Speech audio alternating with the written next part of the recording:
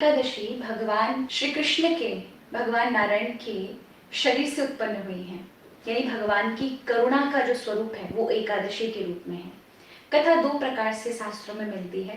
पहली कथा आती है कि एक बार भगवान ने जो लोग पाप करते हैं उनके लिए पाप पुरुष को प्रकट किया, जो गुरुओं का अपमान करते हैं, उन्हीं से शिक्षा लेने के उपरांत उन्हीं को दोष देते हैं, उन्हीं पर अपने ज्ञान का विषय दिखाने का प्रयास करेंगे, या फिर जो गर्भस्थ शिशुओं को माताएं मार देती हैं। अन्य बहुत सारे पाप, ब्रह्म हत्या सदृश, चोरी करना, वेदों की निंदा करना, लोगों को अपमानित करना, अतिथियों का अनादर करना, इस प्रकार के समग्र पापों को जो लोग करते हैं उनको निवारण करने के लिए भगवान ने पाप पुरुष को प्रकट किया, जिससे ऐसे लोगों को रोका जा सके। लेकिन जब पाप पुरुष सबको दंड देने लगे तो सभी जीव त्राही त्राही चिल्लाने लगे, प्रभु को पुकारने लगे। आखिरकार भगवान ने जब चित्कार सुनी, पुकार सुनी लोगों की, तो प्रभु नरक की ओर आए और यमराज ने देखा, प्रभु का सम्मान किया और पूछा, प्रभु आप यहाँ कैसे? प्रभु ने कहा, ये सब आवाजें जो इतनी तरह से लोग चिल्ला रहे हैं, पुकार रहे हैं,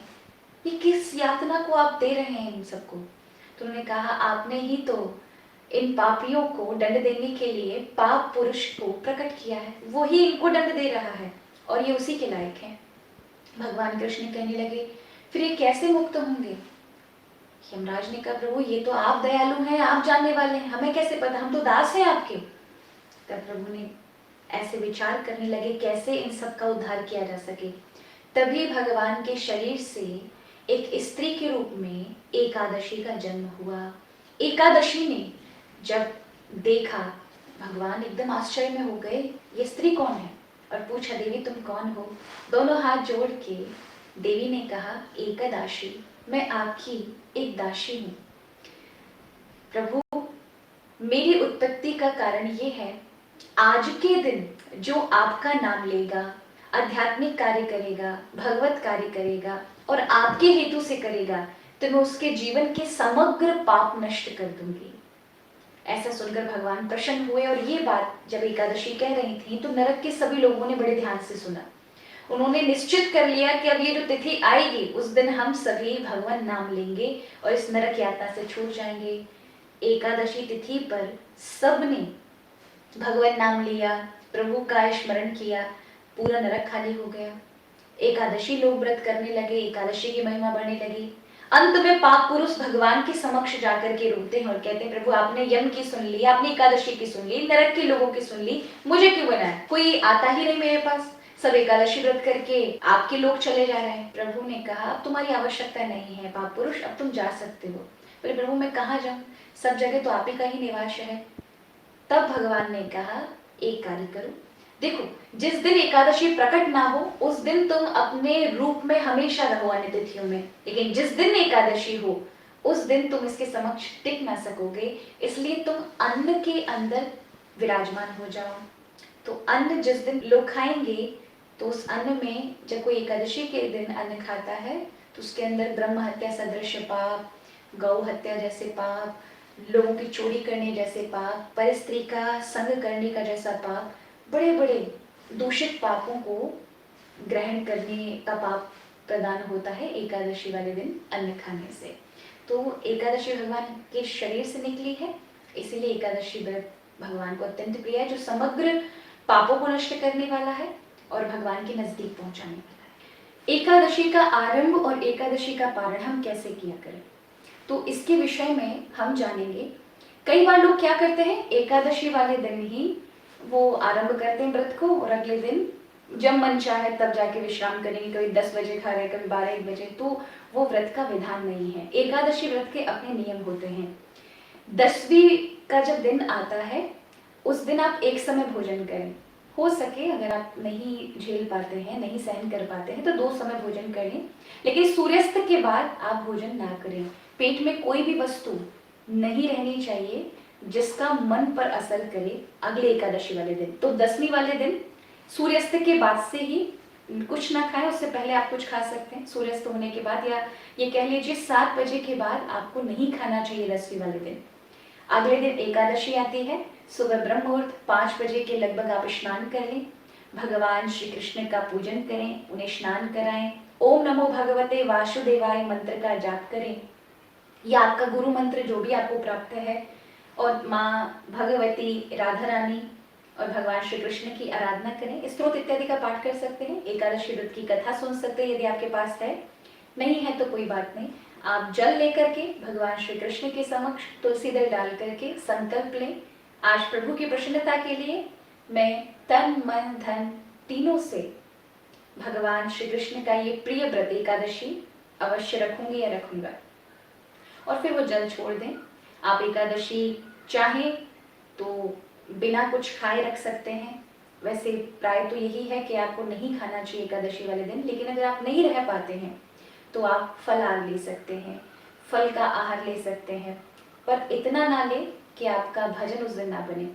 एकादशी का अर्थ है 10 इंद्रियां, यानी 5 काम इंद्रियां, 5 ज्ञान इंद्रियां और 1 मन, एकादश यानी 11। ये जब भगवान की ओर उस दिन जाएं उसी का नाम एकादशी है। लेकिन प्राय हम देखते हैं एकादशी वाले दिन हम कुट्टू की पकौड़ी, साबूदाने की खिचड़ी, न जाने क्या क्या खाते हैं, और हमारा मन भगवान की ओर न जाके संसार की ओर जा रहा होता है। तो केवल और केवल शरीर से किया हुआ व्रत एकादशी नहीं माना जाता। एकादशी का व्रत है कि आप मन से भी जुड़े हैं कि नहीं, तभी आपकी तपस्या मानी जाएगी। क्योंकि व्रतों को तप का महत्व दिया गया है। कायिक, वाचिक, मानसिक, ये 3 प्रकार के तप होते हैं। कायिक यानी शरीर से किया हुआ तप व्रत होता है, तो जब आप एकादशी व्रत करते हैं तो आप तप कर रहे हैं। वाचिक, जब आप भगवान का नाम लेते हैं तो फिर वाणी से वाणी की पवित्रता होती है, और मानसिक से भगवान की कथाएं, सत्संग, भगवान का ध्यान, प्रभु की लीलाओं में मन लगाना, ये सब मानसिक तप कहा जाता है। तो ये 3 प्रकार के तप होते हैं, और एकादशी व्रत तप में ही आता है। अब एकादशी वाले दिन पूरे दिन आप व्रत रहें, अगले दिन द्वादशी हो, उस दिन आप पारण कर लें। पारण में अगर आपने, मान के चले आप निर्जल रहे हैं, आपने जल नहीं पिया है, तो अगले दिन पारण में जल से व्रत को प्राप्त करें। आपने जिस चीज का त्याग किया है उसी से अगले दिन आपको व्रत का पारण करना चाहिए। यदि आपने फल रख करके व्रत किया और अन्न का त्याग किया है तो आपको अगले दिन अन्न से ही व्रत का पालन करना चाहिए।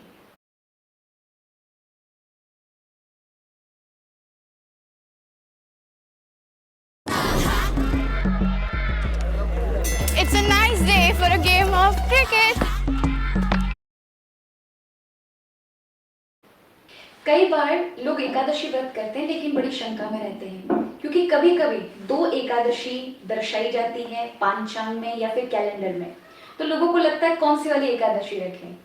तो हमारे शास्त्र कहते हैं, नारद पुराण में, पद्म पुराण में, अग्नि पुराण इत्यादि पुराण में, ब्रह्म पुराण में वर्णन है 10 विद्या दशम तिथि यानी 10वीं तिथि में विद्या एकादशी हो तो उसे नहीं करना चाहिए। यानी 10वीं तिथि को छूते ही सूर्य उदय, जैसे सूर्य उदय हो और उस समय 10वीं तिथि हो और तब एकादशी तुरंत सूर्योदय के बाद लग जाए, तो वो तिथि में एकादशी व्रत नहीं करना चाहिए, अन्यथा संतानहीन होना पड़ता है, ऐसा माना जाता है शास्त्रों में। फिर आपको द्वादशी छूती हुई एकादशी का व्रत करना चाहिए, यानी 24 मिनट पहले सूर्योदय से या 48 मिनट पहले अगर एकादशी है सूर्योदय से पहले और फिर द्वादशी है तो फिर आपको महाद्वादशी का ही व्रत करना चाहिए। इसी को हमारे यहाँ वैष्णव में एकादशी कहा जाता है। जब 2 एकादशी पढ़ते हैं तो द्वादशी वाली एकादशी को ही करना चाहिए। तो फिर कई बार तेस्पर्शा नाम की एकादशी भी पड़ जाती है, जिसमें एकादशी तिथि कुछ समय के लिए होती है, उसके बाद द्वादशी होती है और उसके उपरांत त्रयोदशी को छूती है। तो इस प्रकार से 3 तिथियों का स्पर्श उसे प्राप्त होता है। उस एकादशी को करने से 1000 एकादशियों का फल उस एक एकादशी को करने से प्राप्त हो जाता है। तो बड़े भाग्य की बात है। एकादशियों की भी